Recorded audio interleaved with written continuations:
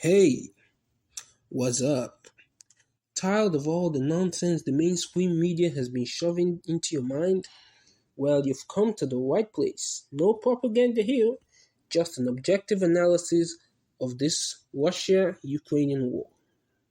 Doing my research for this video, I realized something very important. We know very little about these two men.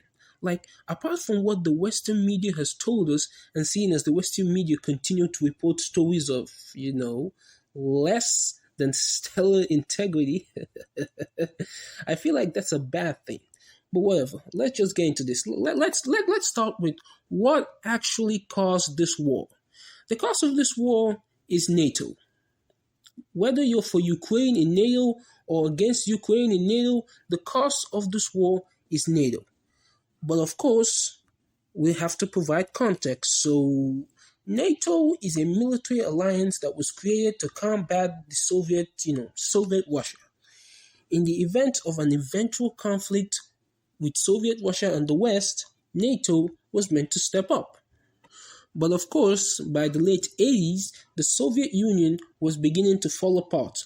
And in a meeting between the Soviet Union and representatives of NATO in 1990 over the security threat posed by the unification of Germany, Russia claims that the US agreed not to expand NATO into former Soviet states in the scenario that the Soviet Union would eventually get dissolved. Of course, the US denies that such an agreement ever took place, but an article posted by the Los Angeles Times shows that while this agreement was never written on paper, documents do show that yes, it was actually agreed that the US would not pursue NATO expansion into further Soviet states. A very scumbaggy language, if I've ever heard one myself. A common argument I've heard against this is that, well, the deal was made with the Soviet Union, not Russia. That would be understandable if it was applied the same across the board. All right, let's give some examples. For instance, let's say the Ottoman Empire, right? They signed a treaty with Britain in 1878, which basically allowed Britain to occupy Cyprus. After the Ottoman Empire fell and the government changed into the Republic of Turkey, the Turks didn't go to the Brits and say, yeah, you see, we need to negotiate that deal on Cyprus because, you made that deal with the Ottoman Empire and, we are Turkey, so, yeah, all deals are now null and void. Of course not. But let's say we don't even use Turkey as an example. Let's use Russia. Several deals signed between Russia or, Soviet Russia, China, NATO, Japan, and Turkey all transferred to Russia. Because of course it did. Usually there's a transfer of existing treaties when there is a transfer of government. And the Soviet Union was more of a transfer of government. Like the government of the Kremlin remained, Moscow remained the capital. Most of the territory was retained. The government and the style and the economy just kind of switched from the Soviet Union to Russia, basically. So it was more of a transfer of government than anything. So a lot of the treaties that existed between the Soviet Union and other nations should exist and should still apply to Russia, especially if it doesn't fall under places that are no longer within Russia's borders. Okay, but you know what? Let's expand this video a little and add some misconception clarification wherever we can find them. The first misconception we're going to tackle in this video is the fact that people actually think that Russia was aggressive towards former Soviet states, thereby driving them into the hands of NATO. But this is not true at all. Russia was very peaceful with its neighbors, surprisingly peaceful. They did nothing to NATO, they did nothing to their neighbors. In fact, shortly after the fall of the Soviet Union, Russia really wanted to amend relations with the West. In fact, both the current president of Russia, Vladimir Putin, and the former president of Russia, Boris Yeltsin, both expressed their desire to join NATO. So yeah, Russia was really peaceful with NATO and its neighbors, but the US and its allies, they wanted that sweet, sweet NATO expansion. Russia made it clear that this was unacceptable when NATO began to push for Georgia to be incorporated into the alliance.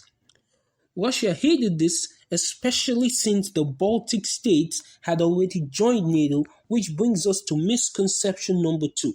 A lot of people say that since Putin didn't stop the Baltic states from joining NATO, this means that he doesn't actually care about NATO and its borders and is just looking for an excuse to invade Ukraine. This is not true at all. The Baltic states pose a security threat the size of a rat compared to the threat Ukraine in NATO poses to Russia. Allow me to explain. First of all, the geography of Ukraine is just amazing. If you want to invade Russia, you need Ukraine, especially if you're invading Russia from the west.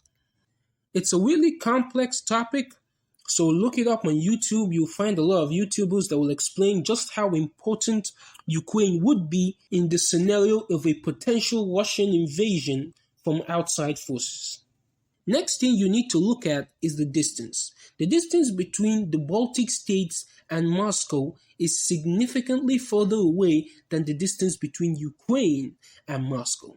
So if NATO, let's say, placed missiles in the Baltic states, it would take a significantly longer time to reach Moscow than if it was placed in Ukraine. Also, the Baltics are not heavily militarized and don't even have that much capacity for intense militarization. The final thing that actually puts Russia's mind at ease is this little strip of land right here. You see, this is Kaliningrad, and it's one of the most militarized places on Earth.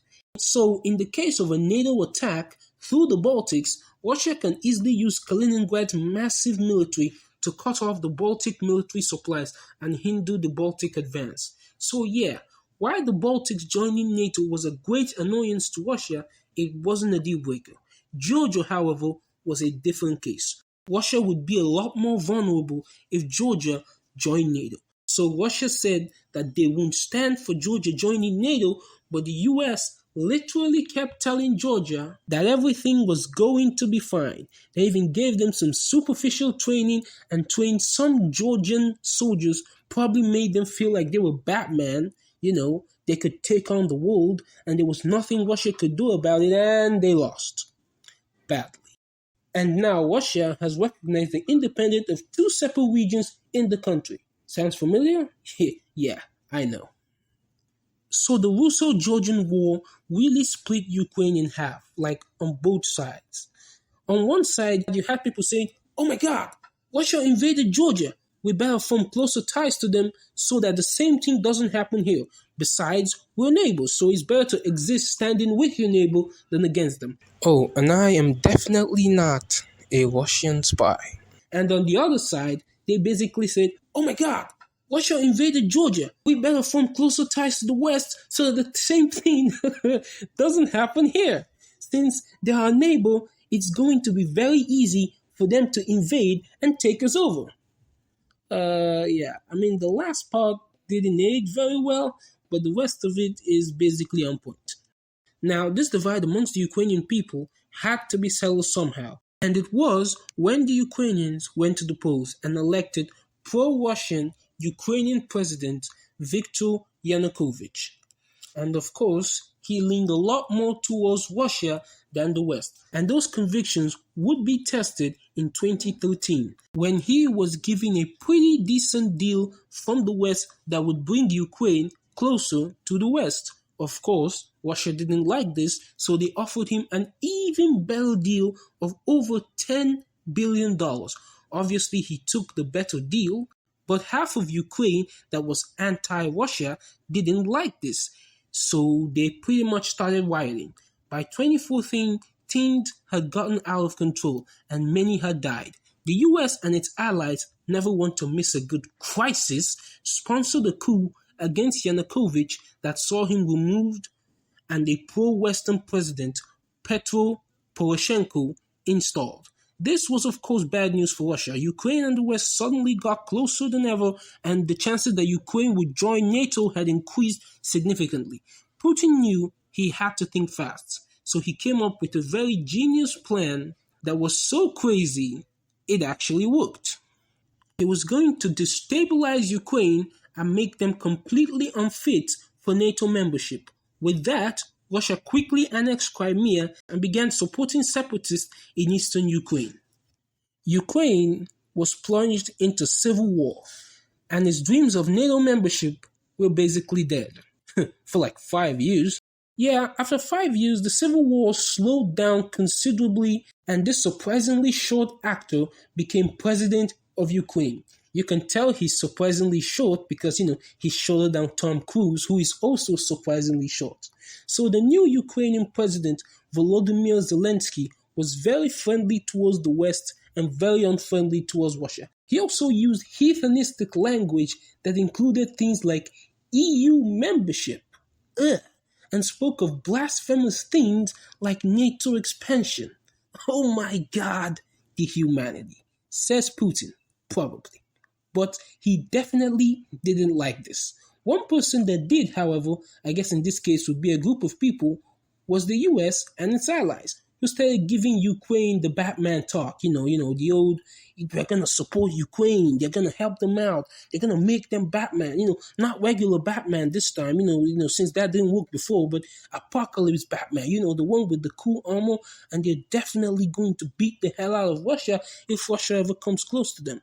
And yeah, if you watch the speeches of Zelensky before this invasion, you see that Zelensky actually felt invisible.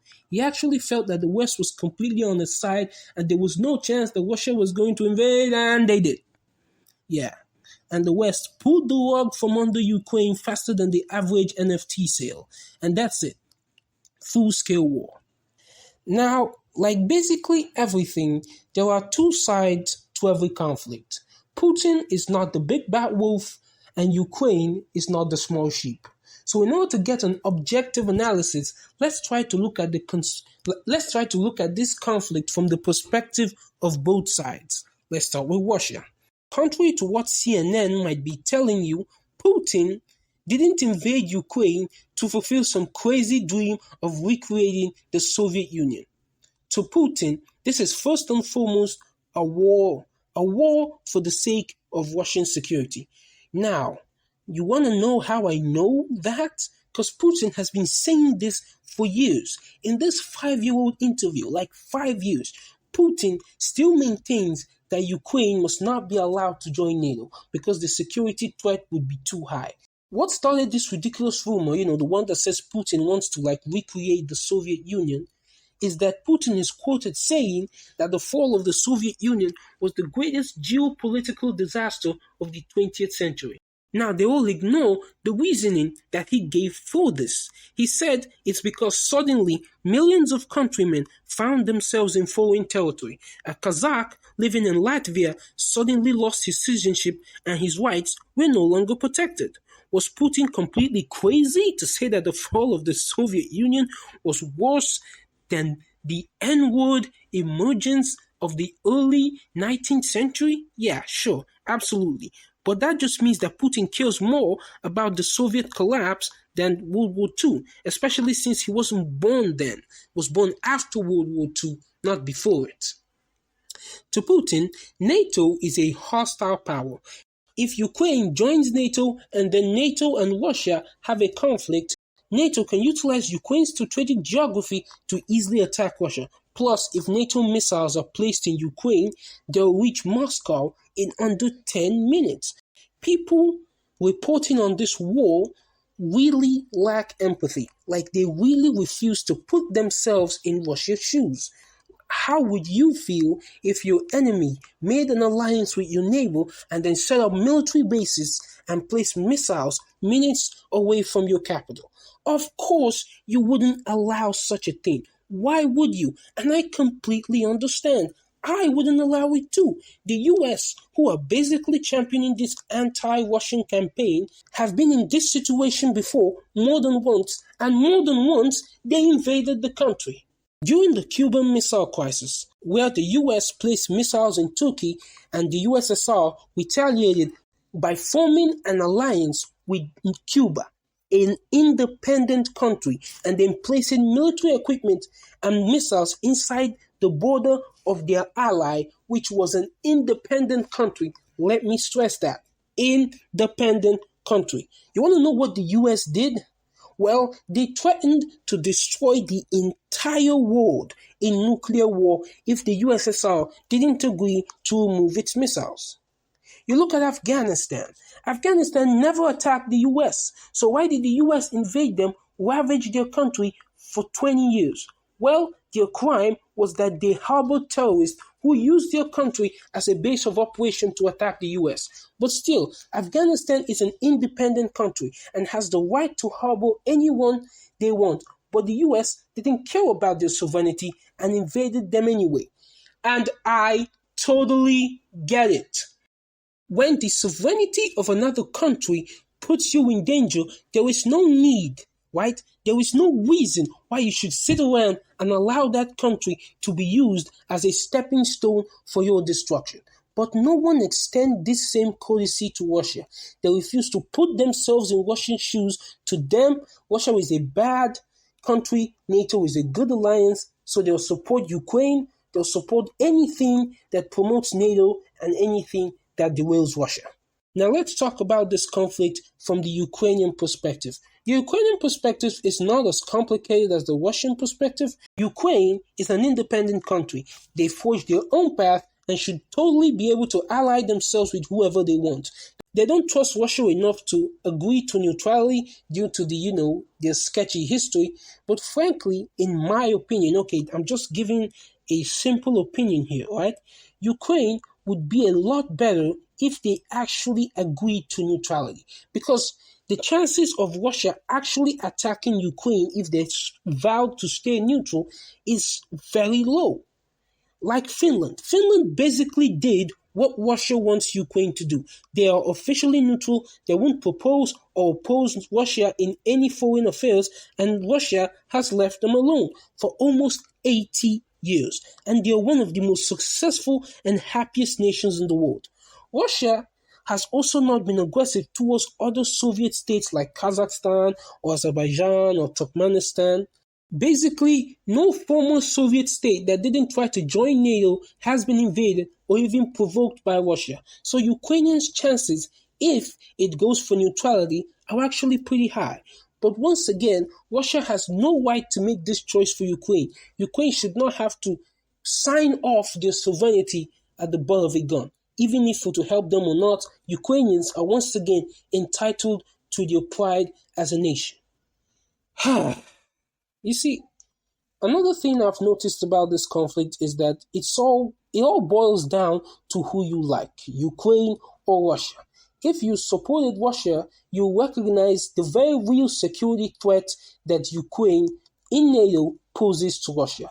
You will realize that you'd probably take the same actions of Russia if you were in the shoes. Like, it's either Russia invades Ukraine or Ukraine be used as a military base for Russia's enemies. But if you support Ukraine, you wouldn't even care about the security threat. Or hell, you might not even admit that there is one. Why would NATO attack Russia if it doesn't attack first? But even if NATO does attack Russia, Russia is an evil country with an evil dictator that has committed atrocities and several horrible things to people throughout its entire life, and allies itself with enemies of the West. And you also recognize Ukraine's right to sovereignty and the right to make military decisions as a sovereign country. So that's it for my objective review.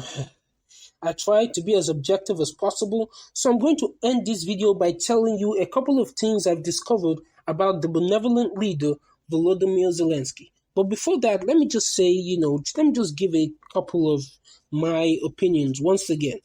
And, the Western sanctions the West is deploying or using on Russia is doing way more harm than good, because they are mostly targeting the wrong people. They are targeting the Russian people who have nothing to do with this. You're literally punishing them from existing.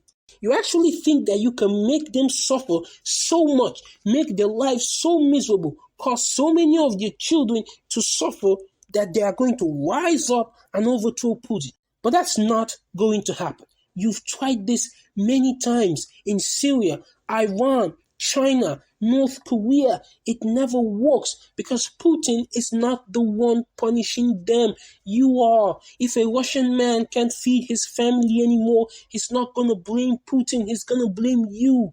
Putin controls the media. They control the narrative. Okay? They're going to blame you for taking away all the business. They're going to blame you for pushing for NATO expansion into Russia. It's going to sow distrust. It's happened in every country you've tried this. It doesn't work. So please, sanction the oligarchs. Sanction Putin. Come after them hard. But do not make the innocent people of Russia suffer. They did nothing to deserve this. Okay, they have little power in their country. Their country does not represent them. There is nothing they can do. As a guy who comes from Nigeria, I can tell you that a country and a state and a government that claims to be a quote-unquote democracy does not always recognize the needs of the people.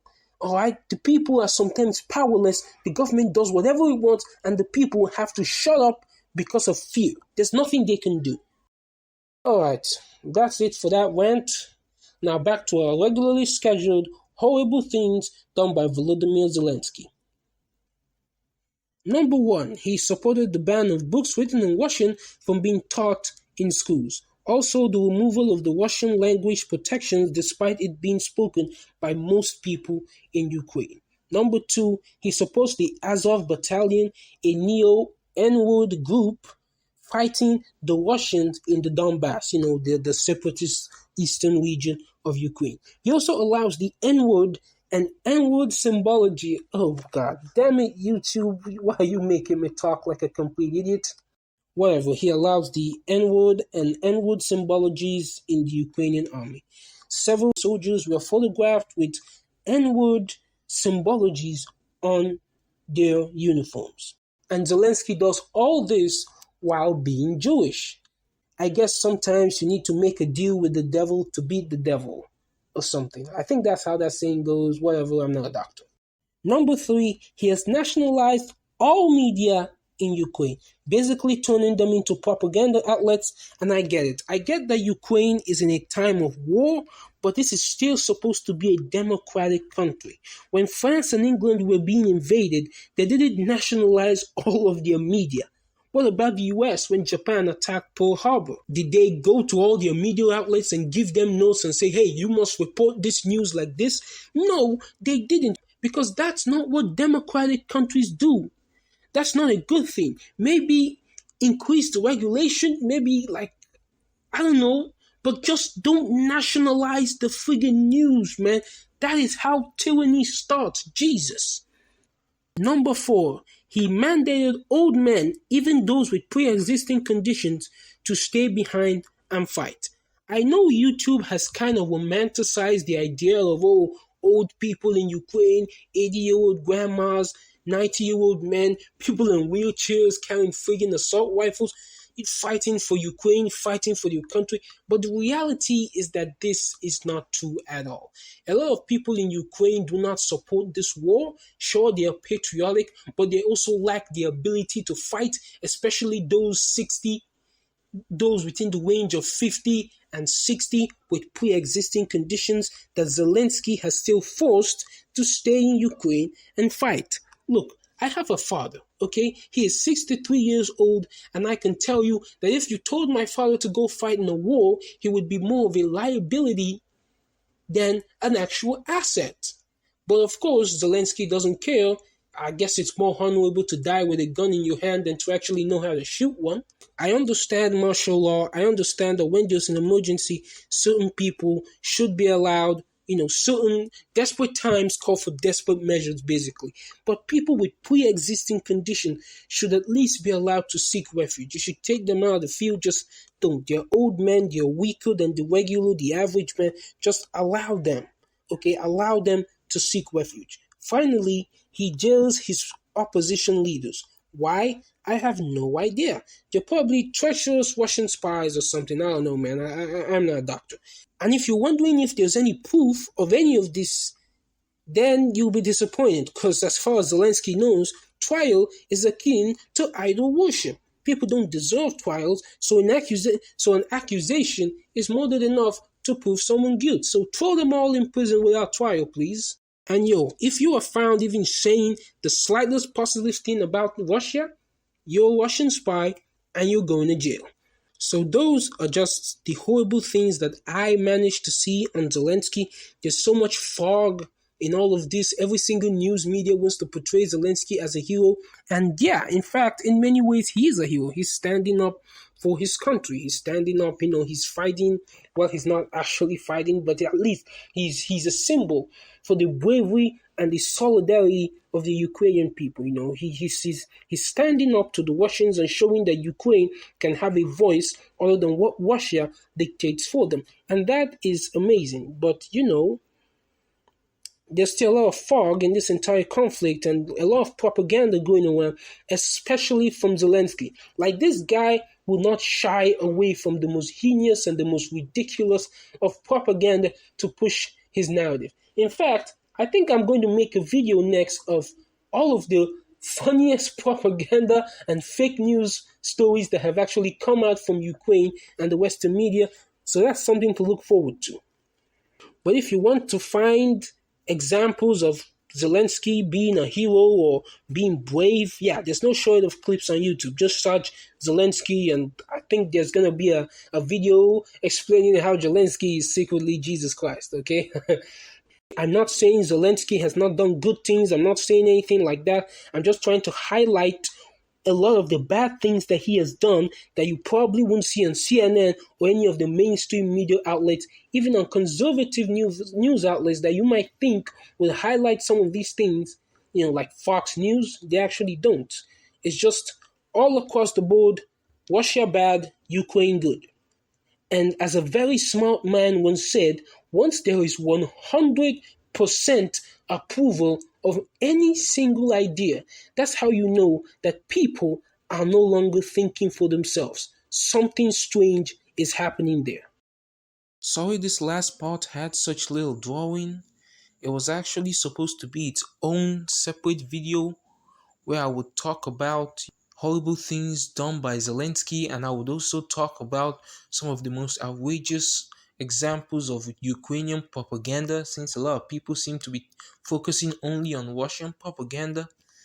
But then I had to, make it a bonus of this video, since I realized that dedicating an entire video to, horrible things done by Ukraine might make me seem a little bit too pro-Russia and anti-Ukraine, which, as much as I hate, it would basically unleash the hate mob on me. Like, I am very sure that you're going to see people on this video calling me a Russian bot. Just you wait. I see those comments everywhere I try to make a comment. I'll still put out that video on, the most ridiculous or most outrageous Ukrainian propagandas though. So look forward to that. It'll be coming out in a few days. I'll try to hurry that up as much as I can. So yeah. But if you want to research this or check out YouTube or other news sources for more detail and context, free, go ahead. Just please avoid the heads of the beast like CNN, CBS, MSNBC, BBC, PBS, and so on. And you might be thinking, how the hell do I get my news if not from any of these sources? Well, I'm gonna say, if you're still getting your news from any of those sources listed above, you'll probably think that Jesus was black, Ronald Reagan was the devil, and the government is lying about 9/11. Peace out.